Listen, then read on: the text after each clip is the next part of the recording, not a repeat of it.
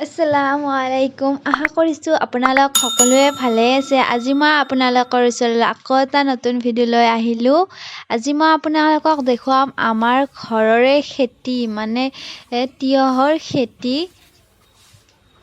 এয়া আমাৰ ইয়াত সকলো খেতি কৰা হৈছে। আহক আমি আপোনালোকক দেখুৱাওঁ। এইবোৰ তিয়হৰ গছ, এইবোৰ ফুলিছে। সৰু সৰু হৈ আছে ফুলবিলাক আৰু এসপ্তাহমান গ'লে ফুলবিলাকো সৰিব আৰু মানে তিয়হবোৰ ডাঙৰ হ'ব।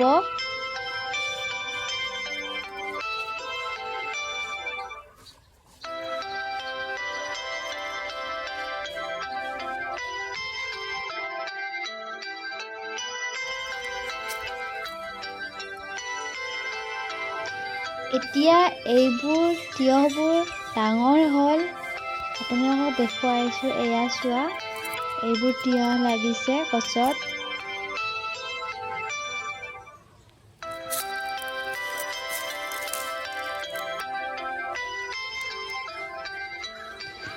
এইবোৰ তিয়হ আৰু এইবোৰ ডাঙৰ হৈছে আৰু বহুত তিয়হ লাগি আছে, সৰু সৰু হৈ আছে। এইবোৰ সৰু সৰু হৈ আছে বৰ্তমান আৰু এসপ্তাহ গ'লে মানে 2-3 দিন গ'লে ডাঙৰ হ'ব আৰু বহুত ফুল ফুলিও আছে আৰু লাগিব তিয়হ। এইবোৰ সৰু আছে,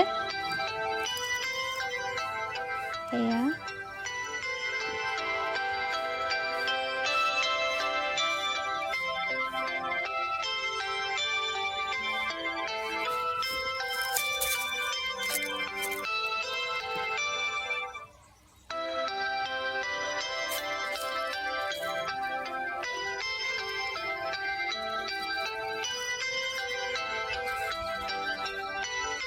এইবোৰ তিয়হ সৰু আছে। এতিয়া মই বাৰু ইয়াক নিচিঙো, ডাঙৰবিলাকহে ছিঙিম।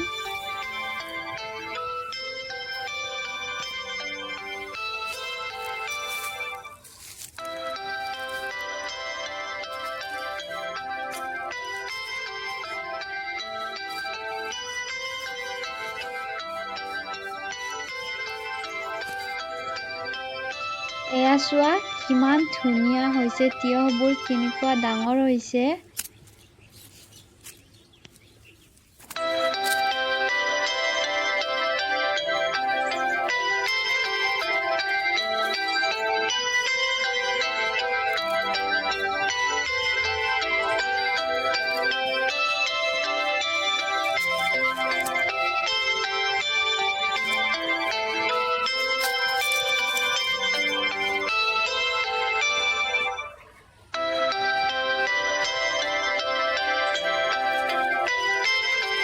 এইটো তিয়হ সকলোতকৈ ধুনীয়া হৈছে।